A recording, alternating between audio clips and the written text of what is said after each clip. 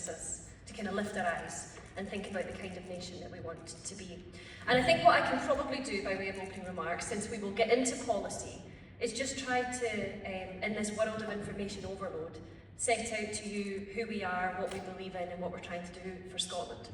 And the SNP are squarely in the centre-left of Scottish politics. We are social democrats. We believe, on the one hand, that government has a job to create the strongest, most dynamic and inclusive economy that we can, whilst at the same time having a responsibility to build a fair and just society.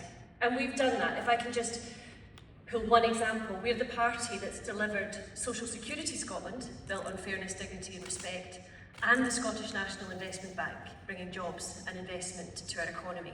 It's why we've used progressive approaches to taxation to fund policies that we all benefit from, like free tuition, prescriptions, eye tests, and more. We believe in using Scotland's energy wealth to benefit our people.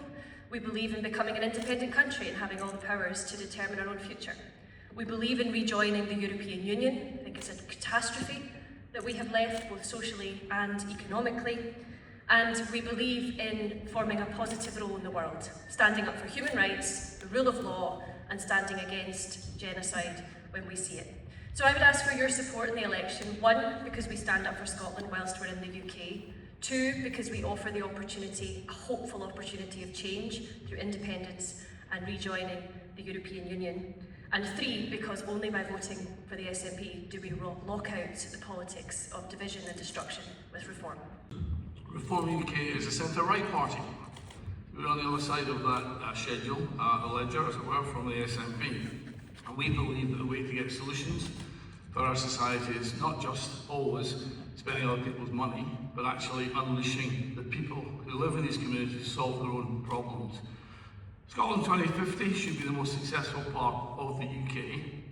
We should have a thriving economy where our young people have pathways from school into college education, into apprenticeships, into good jobs, and where our adults are encouraged and retrained through their lifetime to get good jobs, thereby creating prosperity for themselves and for their family. The best form of welfare I can give anybody is a good job. And so Scotland 2050 needs to be a working economy where people work. It's in our DNA as Scots. Now, we have all the natural resources in the UK to be the best part of the UK, if not the best country in the world. Whether these are geographical resources or the financial resources or indeed our people. And in fact, actually, we need to remodel our economy now to make a modern economy, a new economy, for the next 25 years. We have, luckily, about 10 sectors. We are just world-class and genuinely world-class. Obviously, we've got financial services, we have got advanced manufacturing, we have energy, we have food and drink, we have tourism and hospitality, we have creative industries, we have life sciences, we have agri, fisheries and marine. All those industries cover the whole of Scotland. Remember, we have 8% of the population and 33% of the geography. We can create a modern Scotland where all these sectors are world-class and are populated around the whole of the UK. You do not need to be in big cities to access these jobs. You can do this where you live and where you work. And so what do we need to do to deliver that? We need to unleash the potential of the people of Scotland. You're overtaxed and you're overregulated. We need to make a lower tax economy because people who are taxed lower, more productive, will then create more wealth, which in turn creates more money for public services. So that is an immediate aim. We will come in immediately with a tax cut to realign the 6 bands in Scotland with the 3 in England and cut it to 1p below. We're more ambitious. We want to be able to compete with England and have a better, stronger economy to fulfil this dream of making Scotland the best country in the UK. And the last piece is you can't grow your economy with expensive energy. So we need to get energy costs down under control. And if we get our economy working, we can then backfill and provide all the public services that we all value, like the NHS, like education, like roads, like transport. But Scotland in 2050 needs to be a dynamic economy with full employment, with young people with a pathway to prosperity. That is what the future looks like. I think to start with, it is right to understand that Scottish Labour are here for Scotland. And after 20 years, we genuinely believe Scotland is ready for change.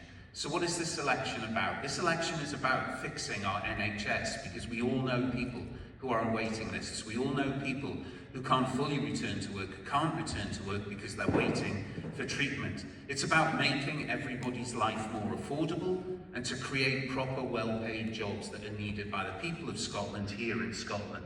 For example, delivering 9,000 apprenticeships. In East Lothian, where I live and I'm campaigning, I have Torness Nuclear Power Station, where I have apprentices who are worried about being forced to move south in 2030 under the present regime because the licensing will say that Torness has to shut down. We need the opportunity for our young people in school to have journeys that don't just head to university, but head to well-paid jobs so they can buy houses, have families, and stay in the communities that raised them. We want to put police back on the streets by giving each ward a named police officer so that shopkeepers know who to contact when there's problems. We're going to build 125,000 new homes because what sits at the bottom of the pyramid of need amongst food and other things is shelter. And we need proper, adequate housing for the people here in Scotland. And we're going to create a £350 million pothole fund. Why? Because the thing that comes out at the door most for me is complaints about the state of our roads. The fact people just can't get to work, they can't get to school. In some cases, they can barely leave the street without needing a 4x4, and they don't want that.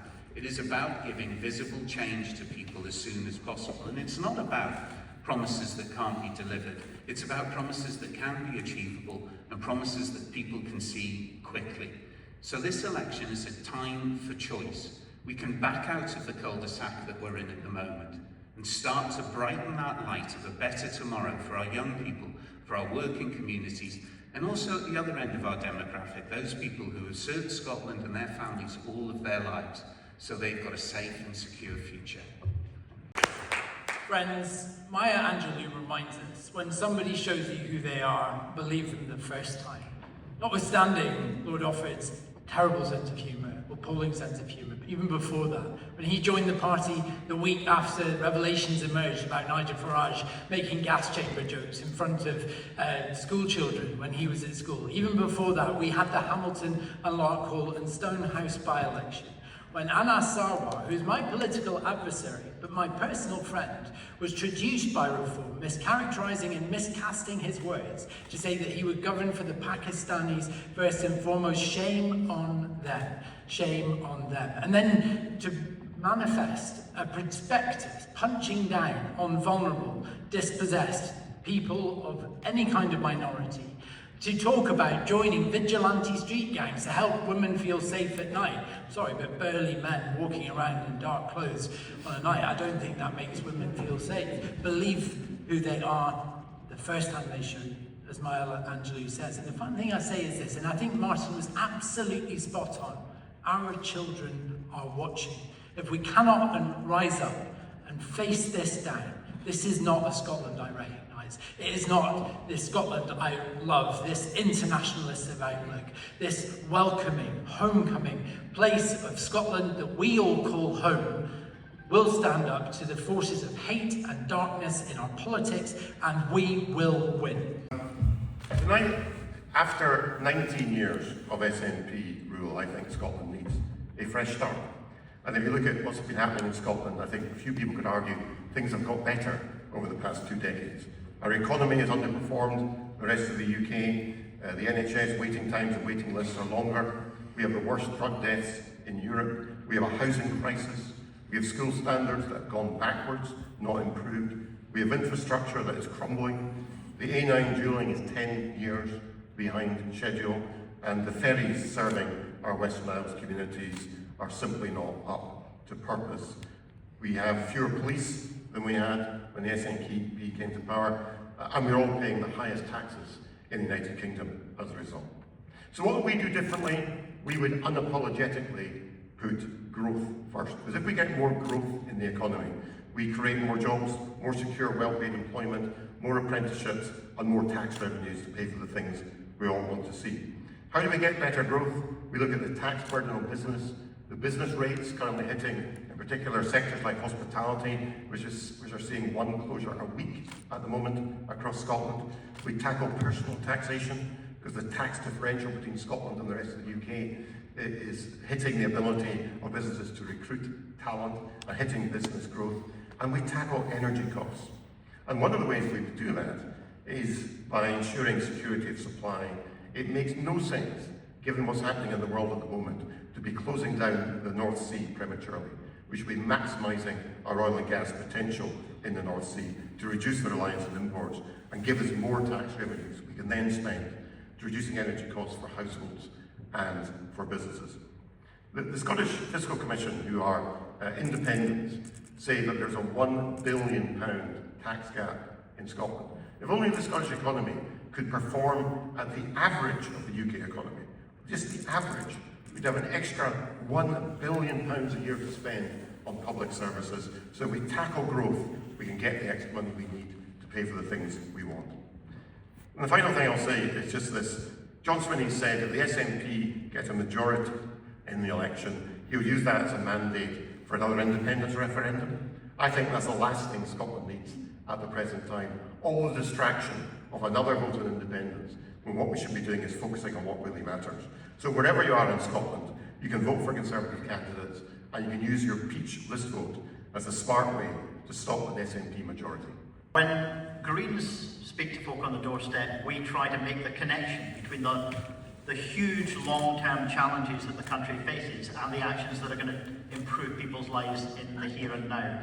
If Scotland is going to be a net zero economy before 2050, as the law requires us to be, it needs action right now to do things like cutting home heating, breaking our dependence on volatile prices for fossil fuels.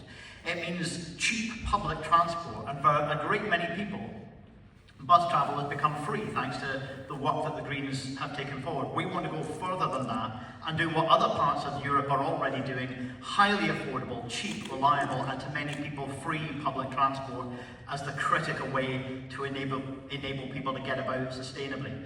But there's a huge amount more that we need to do to make sure that that transition to a sustainable economy is fair and just. Right now, in Scotland, about 2% of the population own as much wealth as half of the rest of us. That kind of chronic inequality will always lead to more child poverty, to more pensioner poverty, to more fuel poverty and insecurity, and people living precarious lives.